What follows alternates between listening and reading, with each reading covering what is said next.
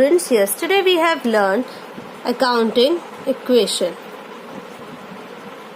and there are few common equations which were available in majority of the questions. So to understand those common adjustments better, I have written 10 equations or 10 transactions. On the basis of those 10 transactions, today we will prepare accounting equation. So here's the transaction 1. Started business with cash, furniture and computer. So cash 120, furniture 50 and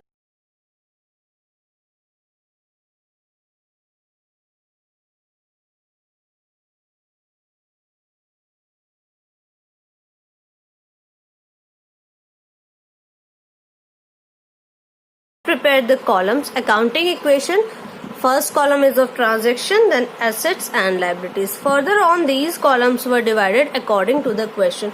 So in our first transaction, we are not mentioning the entire transaction here, only the number we are mentioning. So we have started business with cash plus furniture and computer.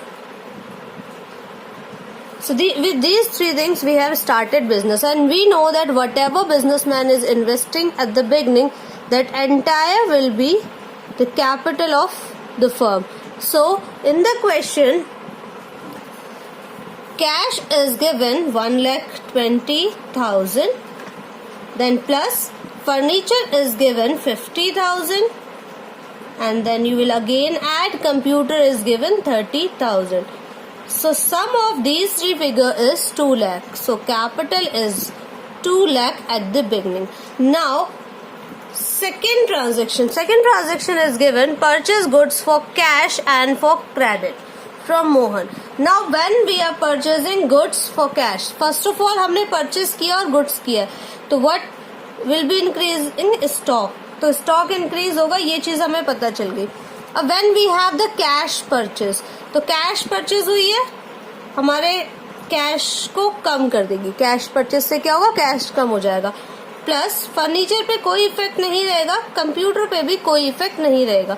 Along with this, यहाँ पर हमने जो total purchase की है वो की है 1 लाख की, बिकॉज 20,000 हमने कैश किया है एंड 80,000 हमने क्रेडिट परचेज की है. तो 20,000 तो हमने कैश में से माइनस करे.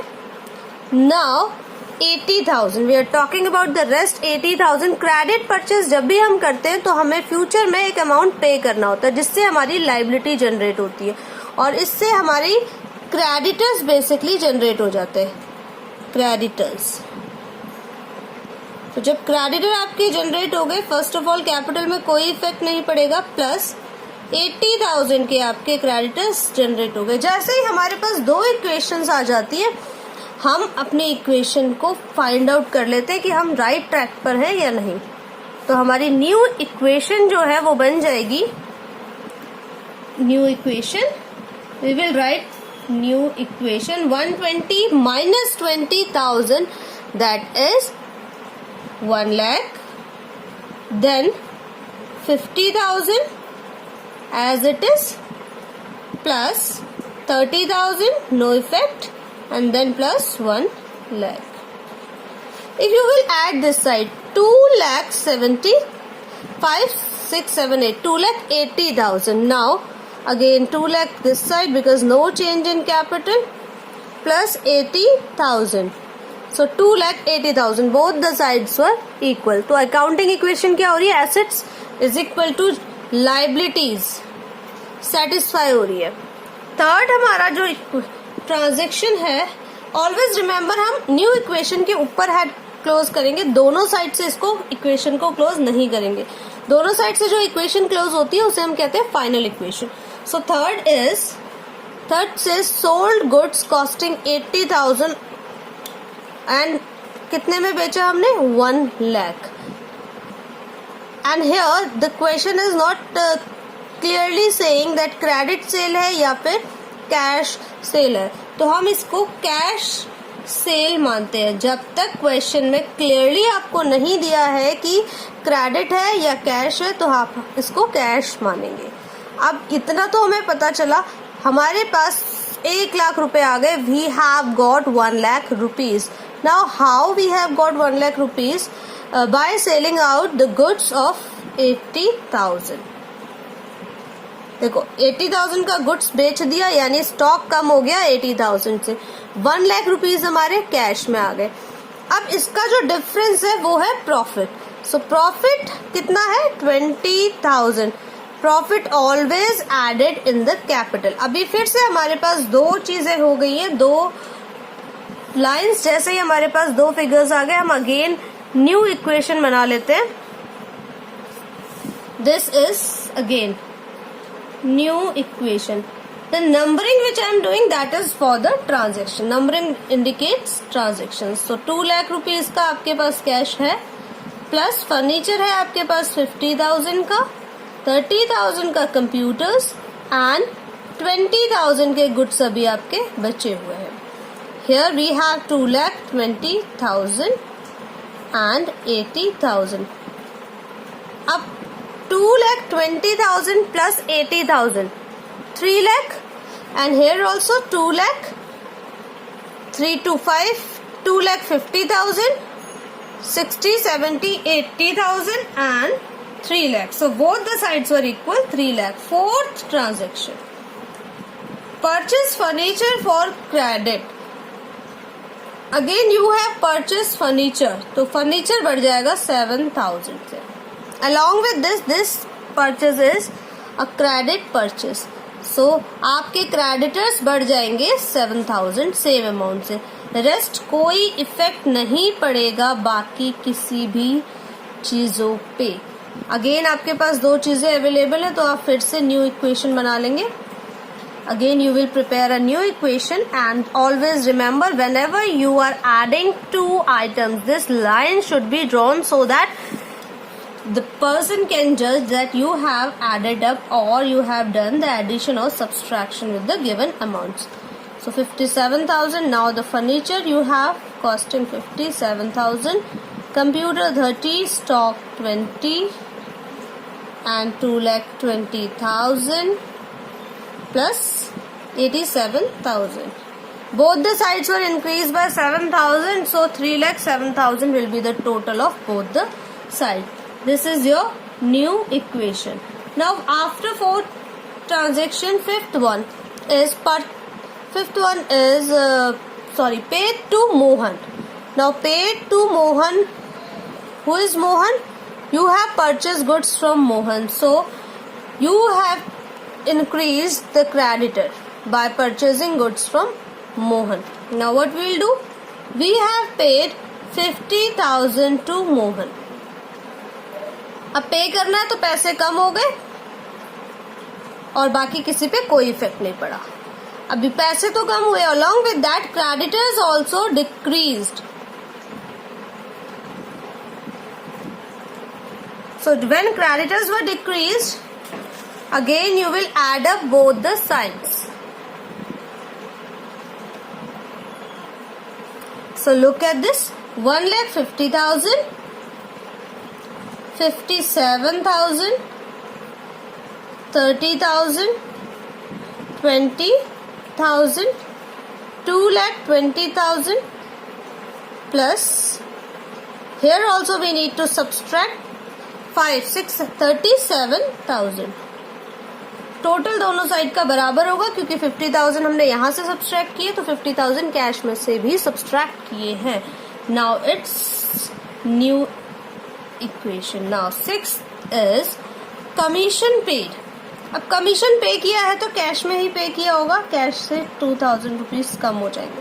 साथ ही साथ जब भी कोई एक्सपेंसेस हम पे करते हैं तो वो कैपिटल में से भी माइनस होते हैं. आपने याद रखना है ये पॉइंट और सेपरेटली नोट कर लीजिए. whenever there is any profit that will be added on capital, any loss that will be any income and profit will be added in capital, any losses and expenditures will be subtracted from capital. So two terms we have. Again there will be no effect in others, so I'm putting a dash wherever there is no effect, dash will be put it. So dash dash dash. Okay, so that you can understand that there is no effect in other terms. Now again we will draw a line because we have again got two figures. After each and every transaction we will draw a line. 1,48,000 plus 57,000 plus 30,000 plus 20,000, 2,18,000 plus 37,000. 6 transaction done. Now 7th transaction is sold goods on credit costing 16,000. वापस से 16,000 का सबसे पहले हमने stock बेच दिया है. अब याद रखना है क्रेडिट बेचा है तो हमारे पास एक और नई टर्म आ गई डेटर. जब भी हम क्रेडिट परचेस कर रहे हैं तो क्रेडिटर आ जाएंगे और जब भी हम क्रेडिट सेल कर रहे हैं तो हमारे पास एक टर्म आ गई डेटर. अभी याद रखना है गुड्स 16,000 के थे जिसको हमने बेचा 20,000 में, तो डेटर कितने के बढ़े 20,000 के. ऑलवेज रिमेम्बर कि हमारा गुड्स जो है प्राइस कम था बिका ज्यादा में, तो क्या हो गया प्रॉफिट हो गया. एंड कितने का 4,000 का. अल्टीमेट हमें 4,000 का प्रॉफिट हुआ और अभी मैंने बोला था सारे प्रॉफिट्स आपके ऐड होते हैं कैपिटल में. Again this is completed, so we will again draw a line. This line will show that after this new equation you have total up or sum of the figures. So new equation is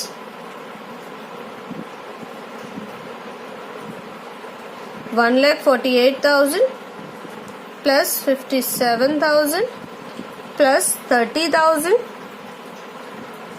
plus 4,000 plus 20,000. हमने 20 minus 16 करा था तो 4 आ गया था हमारा. अब now here 0 0 0 8 4 12 carry 1 and 1 and 1 2 2,22,000 and 37,000. This is the figure. Next equation we have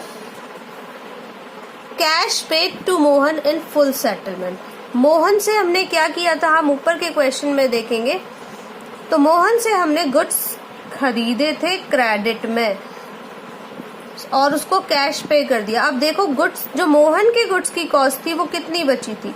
Mohan से हमने 80,000 के गुड्स खरीदे थे एंड 50,000 का हम उसे पे कर चुके थे, तो बचा कितना 30,000. सो 30,000 हमने मोहन को पे कर दिए. तो क्रेडिटर्स में से सबसे पहले तो 30,000 मोहन वाले सब्सट्रैक्ट हो जाएंगे. नाउ फुल सेटलमेंट पे जो हमने उसे अमाउंट दिया है वो 28,500 का दिया है. यानी कितना कम दिया 1,500 का अमाउंट हमने उसे कम दिया है. तो ये 1,500 क्या हो जाएगा हमारा प्रॉफिट हो जाएगा. तो ये 1,500 हमने 30,000 के क्रेडिटर्स कम हो गए और हमने उसे दिया सिर्फ 28,500 है क्योंकि फुल सेटलमेंट में हमने देना था, तो ये कम हो गया. बाकी जगह इसका कोई इफेक्ट नहीं पड़ेगा. प्रॉफिट है 30,000 पे करना था, 28,500 पे किया है. तो जो भी प्रॉफिट होता है अभी मैंने बताया all the profits and incomes were added in the capital. So 1,500 were added in the capital. Now again after this we will add the equation because this is the payment, so this will come in bracket 005 17 minus 8. Here we have 9, then here 13 minus 2 11 plus 57,000 plus 30,000. Cross check additions and subtractions. Now 0 because this is 2,22,000. 0 0 5 3 2,00,000 23,500 and 7,000 left. Now ninth one. In ninth one, transaction received from Diwan in full settlement of his account. दीवान हमारा debtor था और debtor से हमें पूरे के पूरे 20,000 rupees मिल गए. यहाँ हो गया -20,000 and rest will be no effect in other places. Okay, so again हम लाइन ड्रॉ कर लेते और इक्वेशन निकाल लेते हैं. Here we have 0,05931, 1,39,500, 57,000, 30,000, 4,000 and nil, क्योंकि 20 to 20 माइनस हो गया. 2,23,500 and 7,000. Now 10th transaction is purchase car for personal use. अब ये बहुत इम्पोर्टेंट है. जब भी बिजनेस से कोई चीज पर्सनल यूज के लिए आ रही है तो याद रखना है, हमने कैश दिया होगा. कार परचेस करी है तो भाई कैश में ही करी होगी. 50,000 ये तो कैश कम हो गया. अब जब भी ऐसी कोई सिचुएशन आएगी तो पार्टनर ने पैसा निकाला है या फिर बिजनेस के ओनर ने पैसा निकाला है तो उसी का पैसा तो कम करोगे, और बिजनेस के ओनर का पैसा क्या होता है? कैपिटल होता है. तो हमने कैपिटल को कम कर दिया. और अगेन हमारे पास एक और इक्वेशन आ गई that will be solved by us. So 0,059, 13 minus 5, 7. No, 13 minus 5, 8. Then 57,000, 30,000 and 4,000. Here also we need to subtract this. So 0,053, 12 minus 5, 7 and 1 plus 7,000. If you will add both the sides, you will get an equal amount. So here our last equation is closed.